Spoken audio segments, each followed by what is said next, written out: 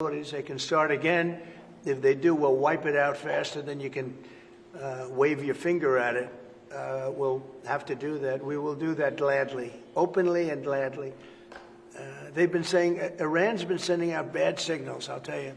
For a country that just got wiped out, they've been sending very bad signals, very nasty signals. And they shouldn't be doing that. They shouldn't be doing that. They were talking about things that they shouldn't be talking about. They were interviewed on a recent show, and the foreign minister saying things that he shouldn't be talking about, shouldn't be saying.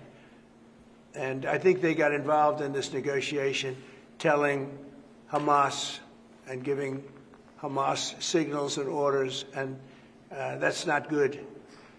That's not good. I would say, look, we need to get the hostages out. They've been held for a very, very long time, and we must always start from there. But also recognise the situation on the ground in Gaza is absolutely intolerable, and I think that certainly speaking for the British public and myself, seeing those images of starving children in particular are revolting. And there's a sense of revulsion in the British public at what they're seeing. And they know, and we know, that humanitarian aid needs to get in at speed, at volume. Yes, some can be airdropped, and we're working with others, with the US, with Jordan, on that. But the trucks need to get in, because that's the only way you can get the volume in. And we do thank the President for the work he's done to try to get to a ceasefire, which we desperately need, but also to put aid in to the region. There needs to be much more of that. We need to galvanise other countries in support of getting that aid in. And yes, that does involve putting pressure on Israel, because it absolutely is a humanitarian catastrophe now. We also need to look beyond that situation to what then happens in the event of a ceasefire, which is desperately needed. And that's why I'm really pleased that we're having a discussion about what a peace plan would look like after that, the component parts of that. And we have to be really clear at this point that Hamas can play absolutely no part in any future governance in Palestine, and and in Gaza. And it's really important that we're clear about what triggered this, who took the hostages, and calling out Hamas for what they are, which is a terrorist organisation. But I think today the focus has to be on getting that humanitarian aid in. Mr. President, will the UK avoid your pharmaceutical tariffs, and will it happen before August the 1st? Well, we'll be announcing on pharmaceuticals sometime in the very near future. We have a very big plan on pharmaceuticals. We want to bring a lot of the pharmaceuticals back to America, where they should be. If you look at COVID, it sort of taught us a lesson. We were getting our pharmaceuticals from other countries. We almost didn't make any.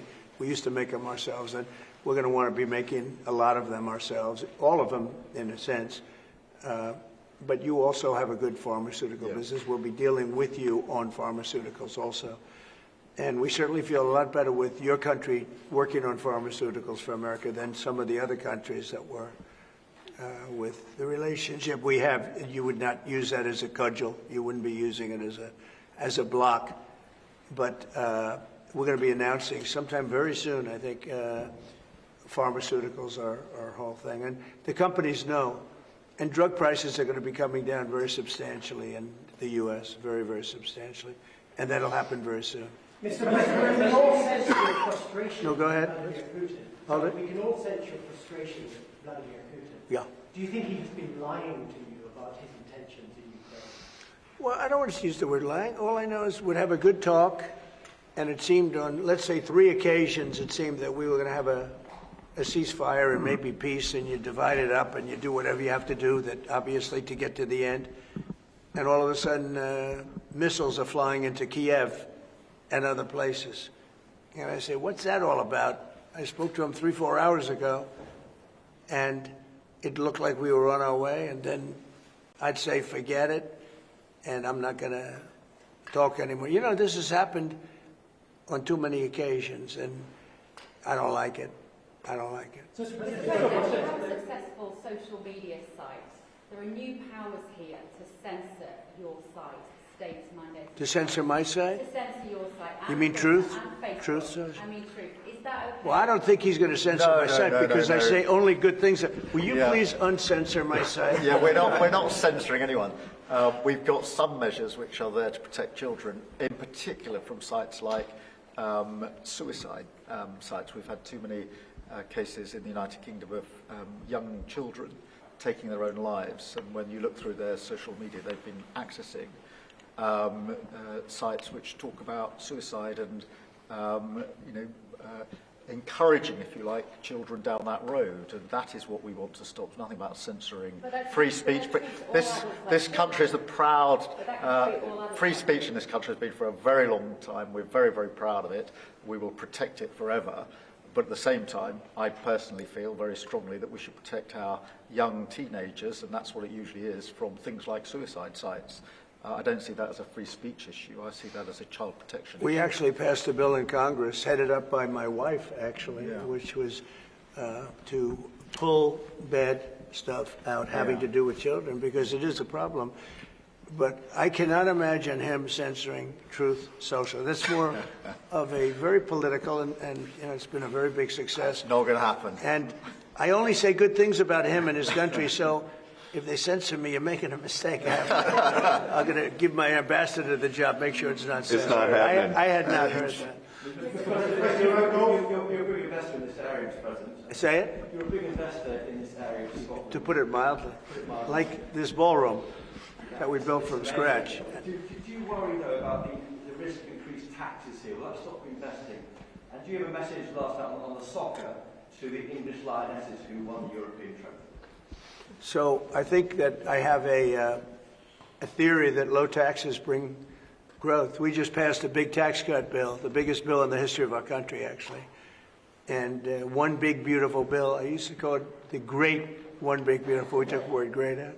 But it's actually called the one big, beautiful bill. It's essentially a very large tax cut bill for everybody.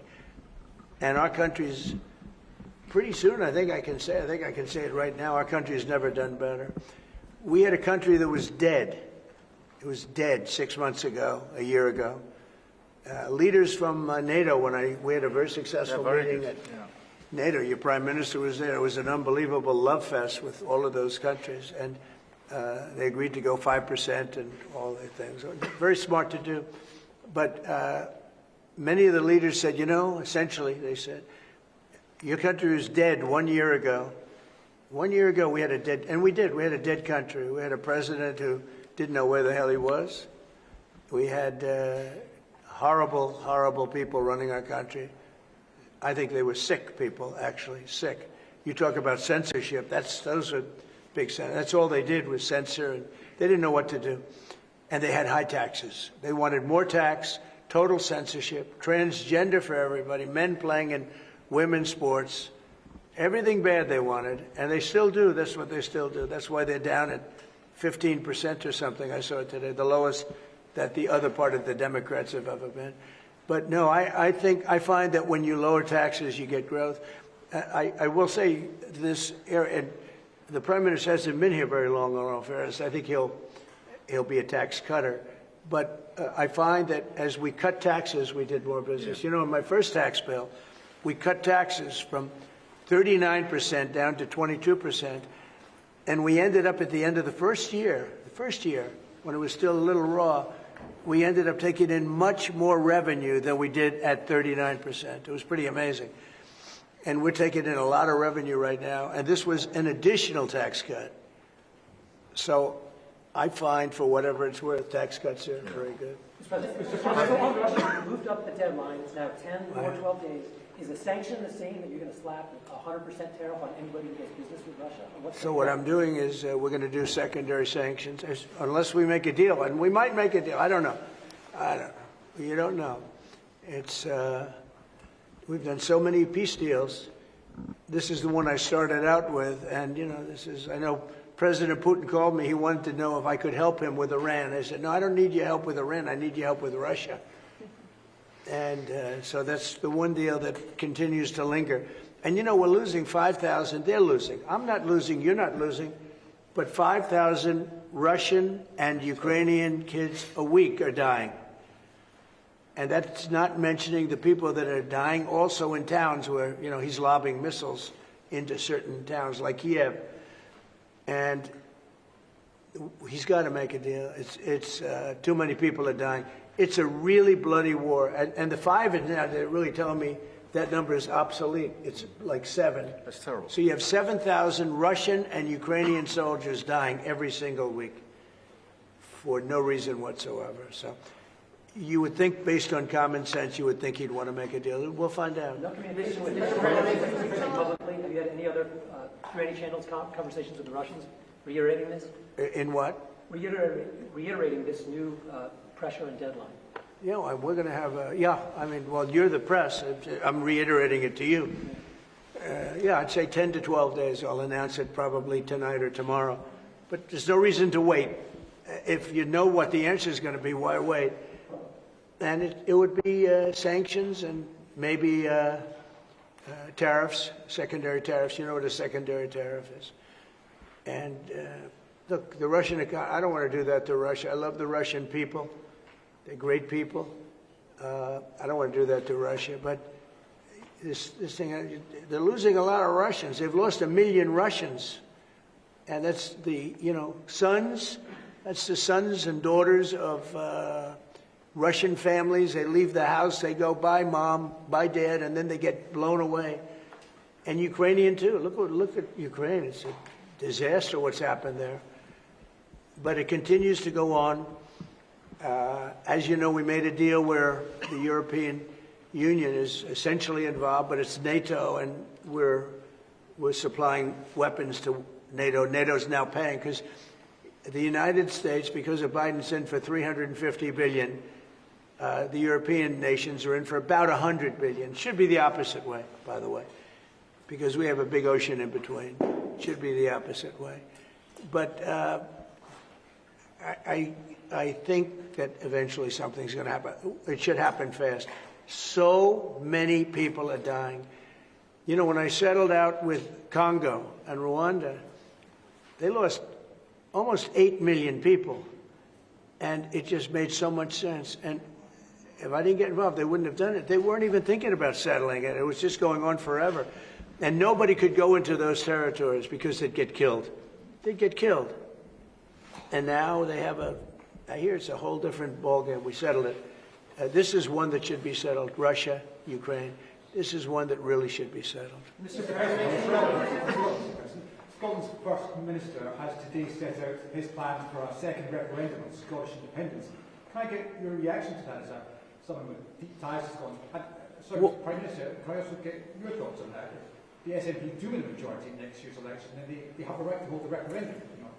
Well, I don't want to get involved in your politics. We got enough politics of our own. I will say that I predicted what was going to happen the last time. You remember? I was opening the first course over at Aberdeen, and I was over here, and at the same time, and they asked me that question. I made a prediction. It was the day before the vote, and I made it correct. I like to be correct, but I made a correct prediction. I don't know. I do say that when they made that deal, somebody said that it was, and I remember this very distinctly. I said, could they do this all the time? There was a little bit of a restriction, like 50 or 75 years before you could take another vote. Because, you know, a country can't go through that too much. I don't know the First Minister, but I've heard great things about him. I've spoken to him. I hear very good things about him, and I'm meeting him today. So maybe I'll have a better opinion then. And let me answer that straightforwardly, because I believe in a stronger Scotland, in a better United Kingdom. And I think that at a time like this, when it's quite clear that there's uncertainty and volatility around the world, the strength of the United Kingdom together is very important for all 4 nations, very important for Scotland. And that should be our priority, that should be our focus, not on the politics, which feels like the politics of yesteryear now, at a time like this. And I think that the First Minister should probably focus more on his delivery in Scotland than on his constitutional issues, and we might have a better health service in Scotland. But at a time like this, I think the United Kingdom is always stronger as four nations. I think that's better for all four nations. I think that's how Scotland is stronger. Look at the deal that we've been able to do with the United States, a really important deal that we made just months ago. That is what the United Kingdom can do when we act as a powerful set of four nations together, and there are very many other examples. Mr. President, you toured the Federal Reserve last week, and I you're did. set to meet this week. Do you think your visit has inspired a potential rate cut, or how do you see things shaping out this week? Well, it's interesting. I did tour it. I toured the building. Yes. And if you looked at this building, if you came here like 14, 15 years ago, we've had it a long time. It's been an honor to have Turnberry. But I was on much more opulent walls, ceilings, floors. We had to do this. And we did a very great job. I mean, you see how beautiful it is inside. Everything was saved. Everything was preserved. We had ceilings that were in bad shape. They were falling down. You know, it's very old.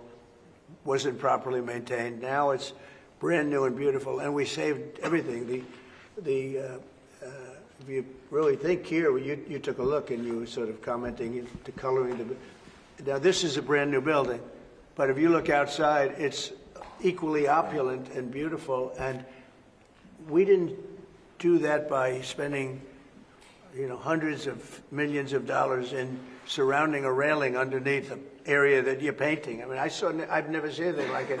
Brand new, beautiful plywood, very expensive, wrapped around a figurine or a railing to preserve it. But you don't have to do that. You can just wrap a cloth, they call it a blanket.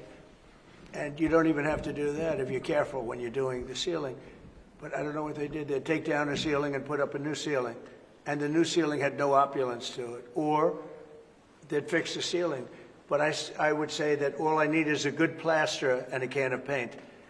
And, you know, they spent $3.9 billion. And I spent a lot of money too, but it's I'd say 3.8 billion less, you know? Meaning I spent probably $100 million making this place incredible. And you were saying a lot of that was local trades. I used local We were trades. looking at the windows, I think, in Right. the next room. I had local trades Yeah. do a lot of this. We have the most opulent windows next door, and I had a choice. Do I take them out? And, you know, they've suffered through 125 years of storms. You have very big storms in this area. When you have a storm, you have a storm. We did it properly. And they made it, barely, but they were in bad shape. So I had some local people come up, and we looked at them. You have some great craftsmen here, I think is what you're getting at. And they said, sir, honestly, they've had it. We can copy it and do it much better. And they did. If you take a look at the windows in the various dining rooms, they're magnificent. And they're new, and they're much better looking than what was there. Same exact look, other than a much higher quality. But do you foresee a rate And they're local people. I used a lot of your local people. You have really great local tradesmen here, yes? But do you foresee a rate cut this week? Do you expect A rate cut, Yeah, you meaning expect a tax cut? No. Do you expect the Fed to cut rates this Oh, I think he has to. You had 11 cuts, you know? In Europe, they had 11 cuts. In other places, they had 10 or 11 cuts. And we had none, but I'm not going to say anything bad. You know, we're doing so well, even without the rate cut. With the rate cut, it would be better. It affects our housing a little bit. Look, we should be 3 points lower. Each point is $360 billion. Can you imagine that? That's big numbers. Each point, 1 point of cut, is the equivalent of $360 billion in savings. That's big stuff, you know. Those are big numbers in the U.S. Everything's big.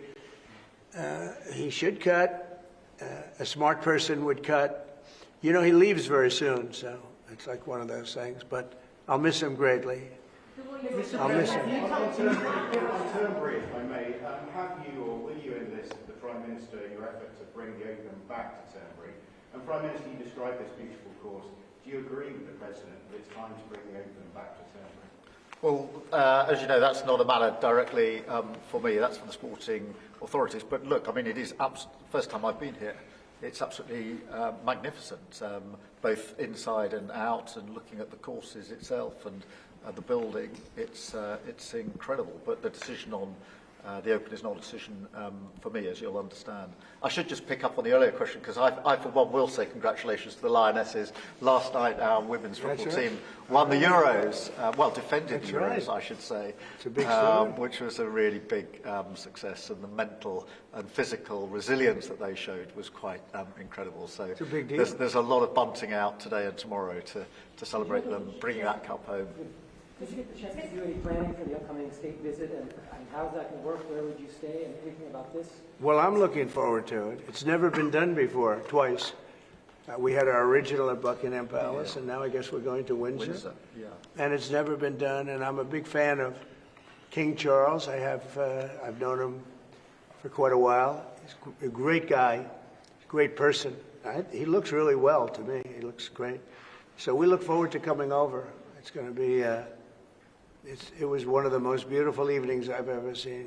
I hate to say it, but nobody does it like you people in terms of the pomp and ceremony. It's true. And I look forward to being here with the ambassador. Our ambassador is a very, very successful man who just wanted to do this. And I said, how are you going to be able to do that? And he's so committed to, the relationship between the countries.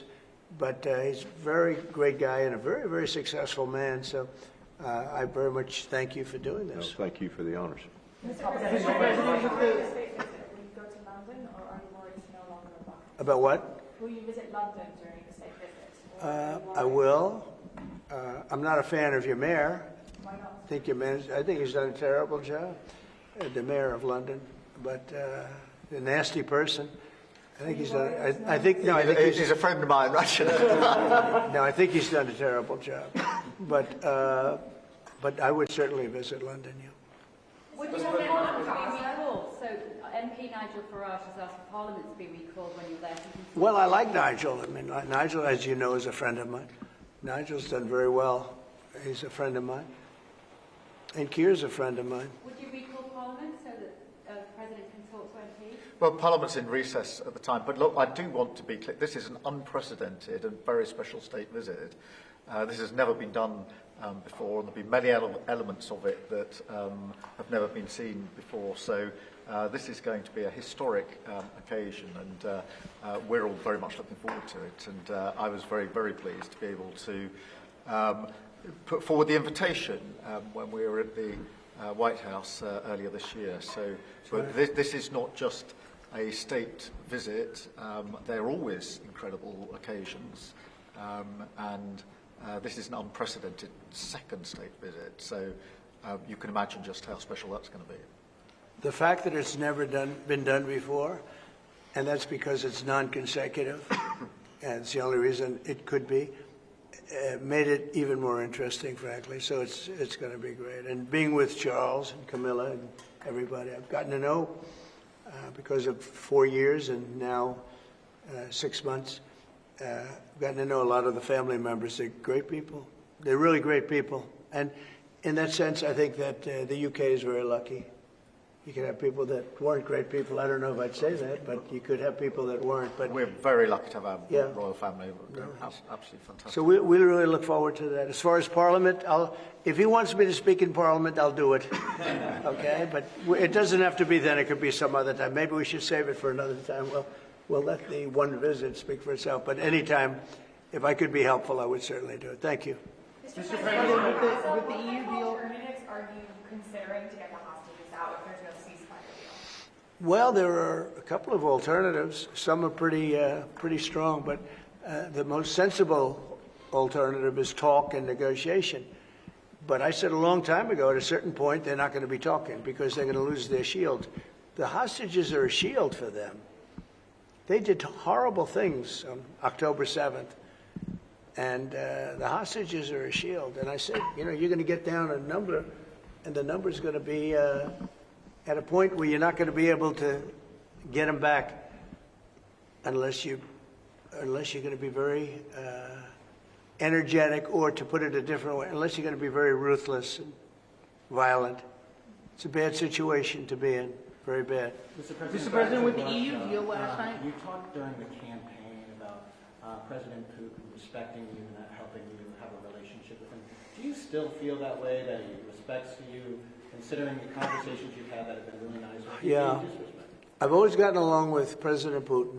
I have had a great relationship with him. And he went through the Russia hugs, too. You know, I mean, it was, we used to talk about it. We used to say, you know, it's too bad we really can't do anything between our countries. Because if we did, they'd say, oh, it's, you know, some.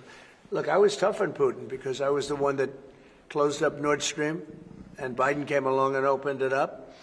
I was very tough on Putin in one way, but we got along very well. And I never really thought this would happen. I thought we'd be able to negotiate something, and maybe that'll still happen, but it's very late down the process. So I'm disappointed. And, you know, the funny thing is that their economy isn't that big, and it's having a hard time right now, but it's a relatively small economy. A strong military, but strong economy. And it used to be a strong economy. Now it's not. He's going through a lot. Economically, it's not easy. But it's pretty small, you know, compared to that magnificent size of that land. The land is massive. It's got, I guess, 9 time zones or something. It's a massive piece of land. Russia could be so rich. It could be so rich. It could be thriving like practically no other country. And they're holding that back because we can't. He wants to do trade deals with us. He talks about it all the time. He wanted to. And I envision that a lot of trade with Russia. They have a lot of valuable things. When you talk about rare earth, they have serious rare earth, right? They have just about every form you can have. So, you know, Russia could be so rich right now. Instead, they spend all their money on war. They spend everything on war and killing people, and it doesn't make sense to me. I thought he would want to end this thing quickly. I really felt it was going to end, but every time I think it's going to end, he kills people. Could a meeting help, and are you considering, has been proposed? I don't know. I'm not, you know, I'm not so interested in talking anymore. He talks, we have such nice conversations, such respectful and nice conversations, and then people die the following night with a missile going into a town and hitting, I mean, recently, I guess, the nursing home, but they hit other things. Whatever they hit, people die. So, I don't know. We'll see what happens. We've just had a sense of your differences in political persuasion where Nigel Farage and Sadiq Khan came up in the conversation. I wonder if you have any advice, either of you, for a very divided, polarized world on how you make your relationship work. Not differences, yeah. Not differences. I happen to like both men. I like this man a lot, and I like Nigel. And, you know, I don't know the politics over here. I don't know where they stand. I would say one is slightly liberal, not that liberal, slightly, and the other one is slightly conservative. But they're both good men. Mr. President, well, no, I mean, we like each other, we respect each other, we get on, and we've both got a great love of our countries, of our families, and therefore there's a huge amount that we have already achieved, actually, together, and will achieve as we go forward, leading our respective countries, and of course the relationship between our countries. Donald, we were talking about this morning, that whether it's defence, security, intelligence sharing, it's a close, historic relationship. We have fought together in the past. We've always stood together. And I, for one, am very pleased that we've got such a good personal relationship between us. And I think it just shows that even if you come from different political perspectives, different backgrounds, actually there's a huge amount of common ground when it comes to what is in the best interests of our two great countries, and they are two great countries. And I think that because we focus on what's best for our countries, we get along very well, and I'm very pleased that that's the case. Mr. President. Well, I do know he wants to cut taxes as much as he can, and you know, politics is pretty simple. It's I assume there's a thing going on between you and Nigel, and it's okay, you know, it's two parties. But generally speaking, the one who cuts taxes the most, the one who gives you the lowest energy prices and the best kind of energy, the one that keeps you out of wars, he's kept you out of wars, but the one that keeps you out of wars, you know, you have a few basics, and you can go back 1,000 years, 1,000,000 years, whoever does these things, but low taxes, keep us safe, keep us out of wars, no crime, stop the crime, and in your case, a big immigration component, you know, because your attitude has become strong on immigration, strong on the toughness of immigration. But I think whoever's going to be, I think I won because we had a lousy president, to be honest with you. We had an incompetent president. But I won because I was very strong on immigration. Now, we had inflation. We had sort of a bad economy with this guy. We had a lot of problems. But I focused on immigration more than I did anything else. And I think I won because of immigration. I think I won because of the border. I had a bad border where millions of people were coming in to our country illegally. And as you know, in last month, 0 people came into our country illegally, 0.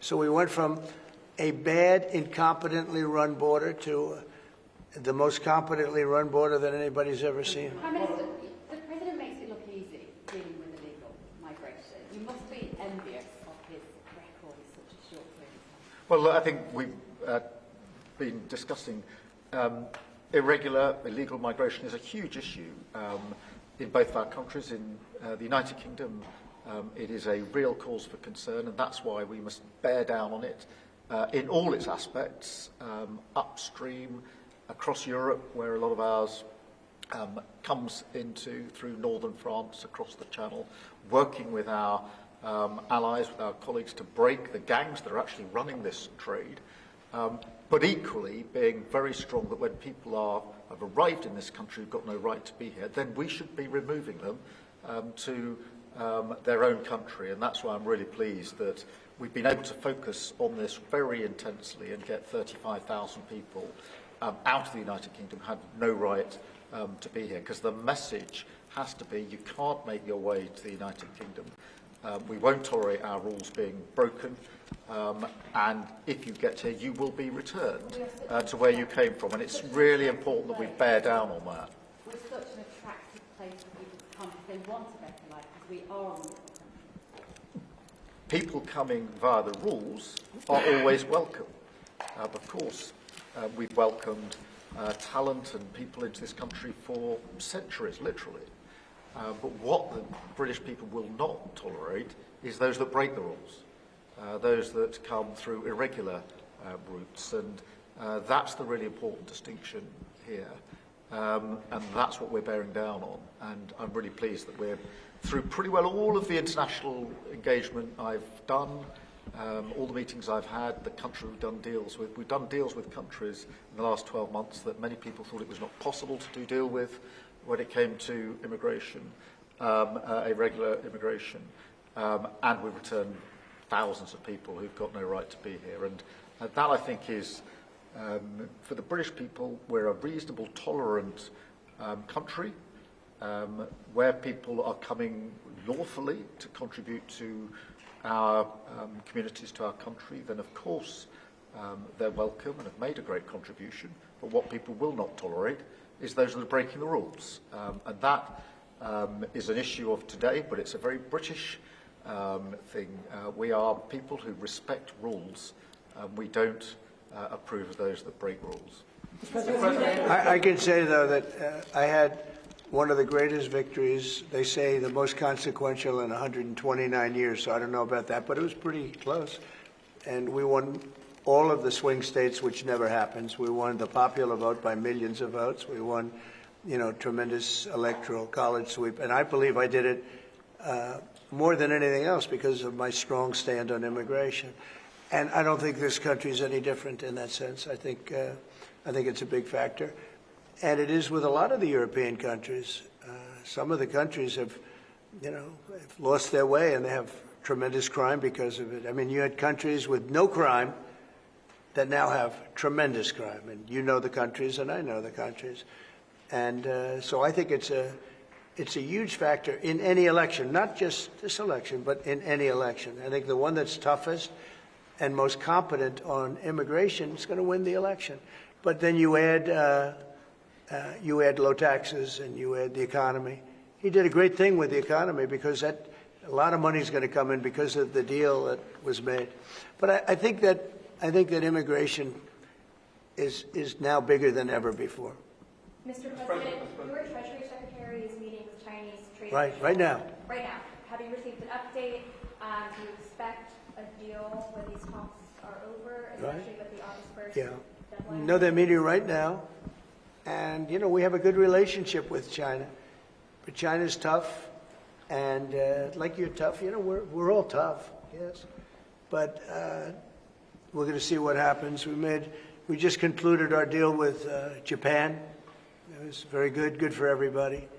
We're making, great deals. We're making deals that are good for us, but we want them to be good for everybody. It's important. It's sometimes I'll do something that I shouldn't do because it's not very important for our country, but it's very meaningful for the country on the other side. And I'll let them have that point because it's very important for them. So I don't know, but we've made a lot of deals in the last couple of months. And then ultimately, as you might as well know, we're going to because we have, you have 200 countries, more. But people don't know that. You got a lot of countries. And I wouldn't want to sit down with 200 people and have to deal the way he was calling me all the time. We want this, we got to have that. These are tough negotiators. These are, look, they're smart people, they're tough negotiators. They know what they want. And, but we're going to be setting a tariff for essentially the rest of the world. And that's what they're going to pay if they want to do business in the United States. Because you can't sit down and make 200 deals. But we've made the big ones. We just finished Indonesia. They opened up their country. We just finished Japan. They opened up their country. Japan opened up the country. They were totally closed. They opened up to our cars, even to rice. Rice was a big deal. They would never take anybody else's rice. They're taking rice. But they opened up their country. Philippines, we just finished. They opened up their country. They were very closed. I'd love to see China open up their country. So we're dealing with China right now, as we speak. Yeah, we're dealing with China right now. The deal you've got with the UK is better than one with the European Union. Is that because you think Brexit was a good idea for this country? No, look, we have a very special relationship with this country. Like, my mother was born here. And not only born here, loved it. She'd come back, I told you, religiously every year. And she'd go up to Stornoway and see her relatives. But she loved the country. Yeah, that probably it always has an impact. Always has an impact. But, Germany has a new leader, and I think he's terrific. I think you like him too. Yeah, I think he's terrific. My father was born in Germany. Or is Germany, his parents said, we're just out. But, so, you have a lot of feeling for this part of the world. I do. I want to see this part of the world do well. Germany, Scotland, UK.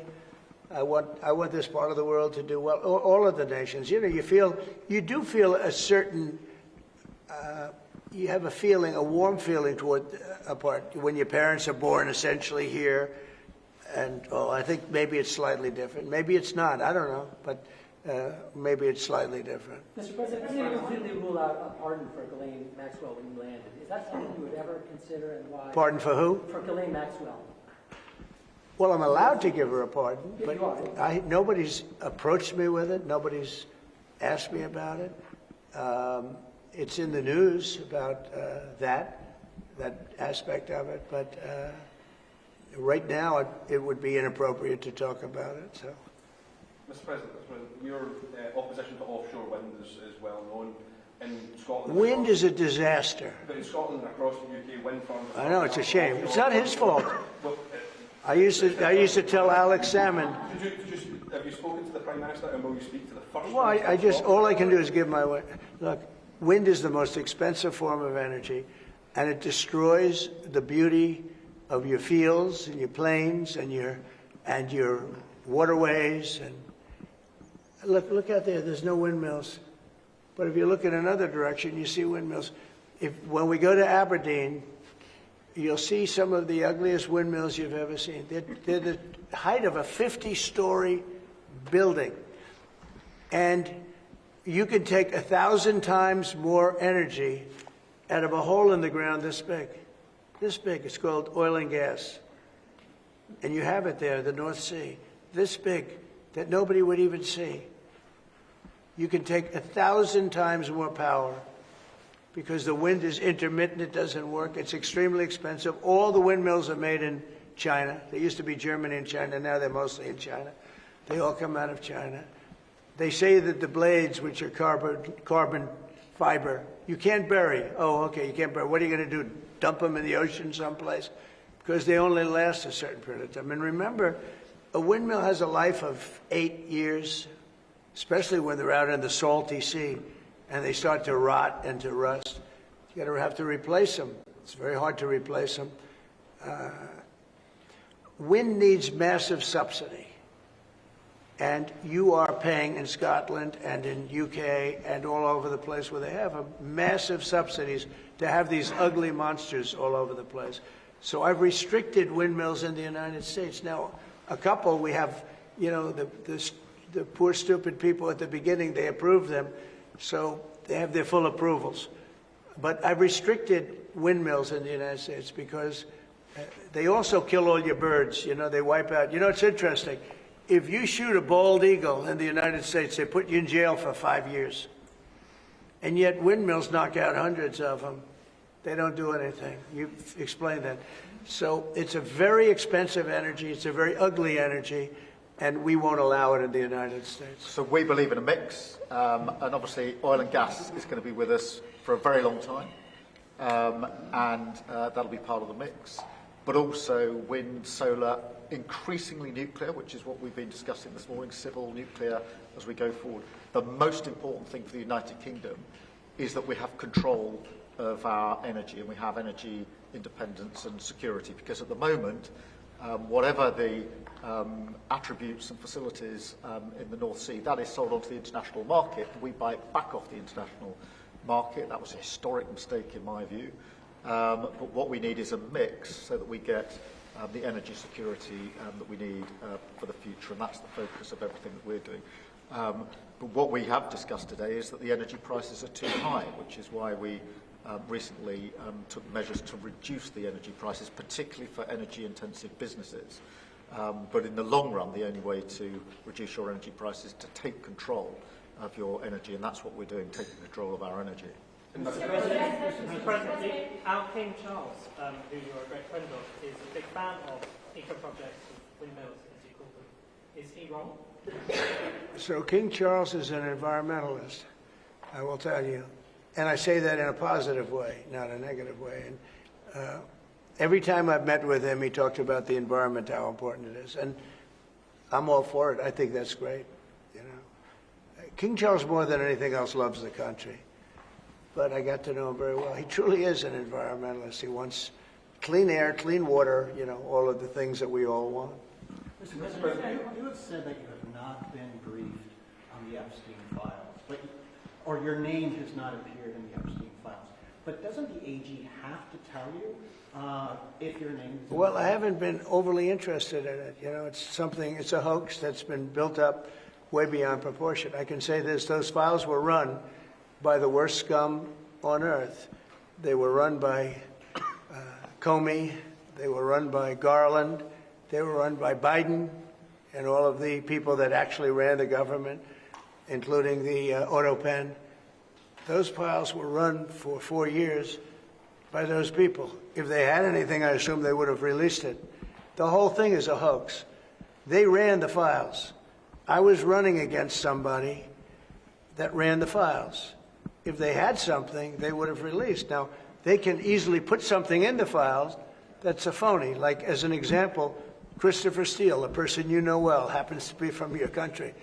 But Christopher Steele, as an example, wrote a book, a dossier. We call it the fake news dossier. And the whole thing was a fake.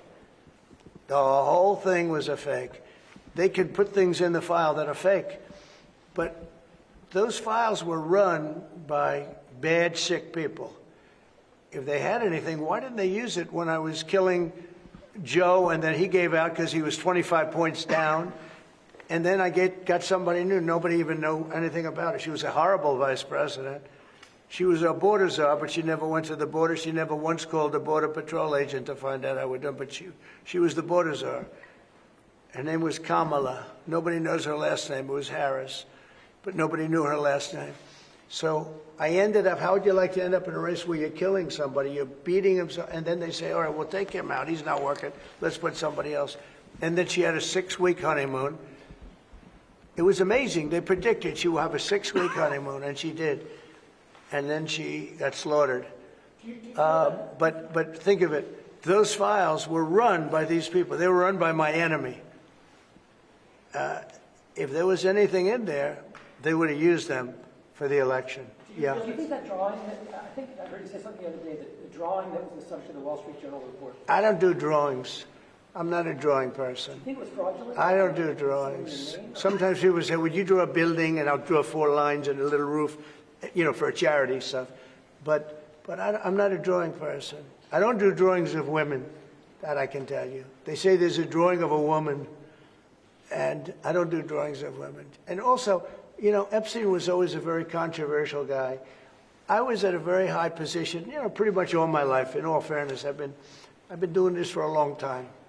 I had the top show on television. I had the #1 bestsellers. I had everything, right? And I was a very successful business guy. He was a very controversial. Who would do a controversial drawing? Now, with that being said, they say there were many letters done by many people, and many big people, big successful people. But I just don't. When you talk about files, I just keep going back, and other people too. Even the enemy says this thing is not correct, because if we had it, we would have used it on the guy. It's a bad issue. They say it's a good issue for Trump. Do you know that my poll numbers are up 4.5 points since this ridiculous Epstein stuff? My poll numbers have gone up 4.5 points because people don't buy it. Okay, people don't buy it. And he's gone, and we want to focus on trade deals. I want to focus on the deal we just made with the European Union, which is the biggest trade deal in history. It's the biggest deal, I think, in history, not just trade deal. So if they would have had something, they would have used it. And people keep writing stories about the time you threw him out of Mar-a-Lago. Can you settle that? What was it about? What caused the breach with him? That's such old history, very easy to explain, but I don't want to waste your time by explaining it. But for years, I wouldn't talk to Jeffrey Epstein. I wouldn't talk because he did something that was inappropriate. He hired help, and I said, don't ever do that again. He stole people that worked for me. I said, don't ever do that again. He did it again, and I threw him out of the place, persona non grata. I threw him out, and that was it. I'm glad I did, if you want to know the truth. Mr. President. And by the way, I never went to the island, and Bill Clinton went there supposedly 28 times. I never went to the island, but Larry Summers, I hear, went there. He was the head of Harvard. And many other people that are very big people. Nobody ever talks about them. I never had the privilege of going to his island. And I did turn it down, but a lot of people in Palm Beach were invited to his island. In one of my very good moments, I turned it down. I didn't want to go to his island. Yeah. Mr. President, on Gaza, next time you speak to Netanyahu, what will you ask him to do? Say it louder. Next time you speak to Netanyahu, what will you ask him to do? Well, I'm going to say, look, we're giving money and we're giving food, but we're over here and we're over in the United States, and I think I can speak for the Prime Minister. We're giving money and things. He's got to sort of like run it. What should he do? Well, I want them to make sure they get the food. Open. I want to make sure they get the food, every ounce of food. I think you want to say. Yeah, absolutely. It's an absolute focus. Because that food isn't being delivered, Mr. President, or at least all of it. you said you were going to set essentially a tariff for the rest of the world. For the world. What percent will that tariff be? I would say it'll be somewhere in the 15 to 20% range. So maybe 15 or 20, or? No, I said, I sort of know, but I just want to be nice. I would say in the range of 15 to 20%. Is there also you might operate to UK steel? Probably one of those two numbers. It's not, but UK and steel aluminum makers here are worried about the tariffs. Will you do anything to help them here? Aluminum? And steel. You're a pretty big aluminum maker. Yeah, that's already covered in the deal that we've agreed. So we're just doing the implementation of that. But Mr. President, when will that come down from 25% to 0? You mean on the overall, on the world? On steel and aluminum from Britain, it's 25. Well, we're going to know pretty soon. We're going to have it pretty soon. Mr. President, You have no idea that these people are tough negotiators, okay? But we're a big buyer of steel. But we're going to make our own steel. We're going to make our own aluminum for the most part. But we buy a lot of aluminum from right here, and a lot of steel too. Yeah. Who are you with? Who are you with? Because you're asking such nice questions. GB News, back time from GB News. Very good. They're lucky. We have a lot of unhappy farmers in this country at the moment, and I'm sure the Prime Minister won't thank me for raising this. We've had changes to inheritance tax, which mean a lot of farmers feel they're going to lose their farms when they die or they pass away. How important are farmers to the country? You mean they're going to lose the farm because of estate taxes? Correct. So what I've done... Pay so much, they're cash poor, but they have great... I know. Well, they're cash poor. They're land rich and cash poor. A lot of people are... I've had that too. Sometimes I'm land rich and cash... Sometimes I'm cash rich and land poor. I like it both ways, but as I get older, I like the more conservative route. So I did something that I don't know if you can do, but it was great. I love our farmers. As you know, in our tax bill, we have a clause that's very important. We were losing a lot of farms to the banks because a loving mother and father would die and left their farm to their children or their child, but their children, their family. And they loved their family, and they thought they were doing them a favor, but they had a 50% tax to pay. So the land would get valued and at a high number because some of the farms were valuable, but they didn't, they couldn't quantify it. And they'd go out and borrow money to pay the estate tax or the death tax, as it's called. And they'd overextend and they'd lose the farm. And they'd commit suicide in many cases. We're seeing No. that. Our levels are nowhere near 50%. They're not. We've just introduced where it's paid over many years, works out well, that's about good. an extra 2% a year over 10 years. So it's not at those levels by any stretch of the imagination. But the other thing that we've done, as you know, is make sure that we've got a pathway for farmers that actually increases their year-on-year income, which is the most important thing.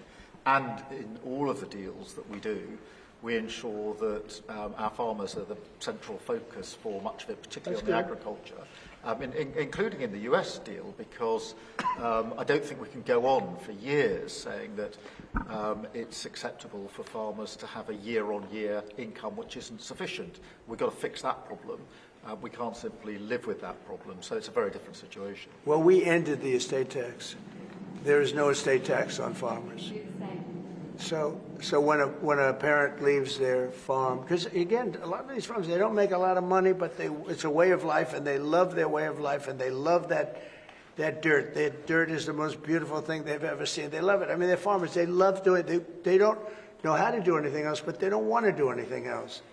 I speak to farmers. I say, would you like to live in my penthouse in Manhattan? It's always beautiful. No, sir, I want this farm. Now, what happens is, we were losing a lot of people to suicide. They'd borrow money to pay the estate tax, and they were not able to pay it. And some banks are ruthless; they wouldn't do anything, and they would end up committing suicide. We have totally ended the estate tax in those situations, so there's no estate tax. So when a parent leaves the farm to the kids, they don't have to worry about their local, possibly unfriendly banker coming in and stealing their farm. Back to migration, one of the hot issues in Britain is migrants being housed in hotels and people in the local communities not feeling safe. Is that an appropriate place to house migrants? I don't like anything about it. They shouldn't be allowed in. Anybody illegally should not be allowed in the country. Thank you all very much. Thank you.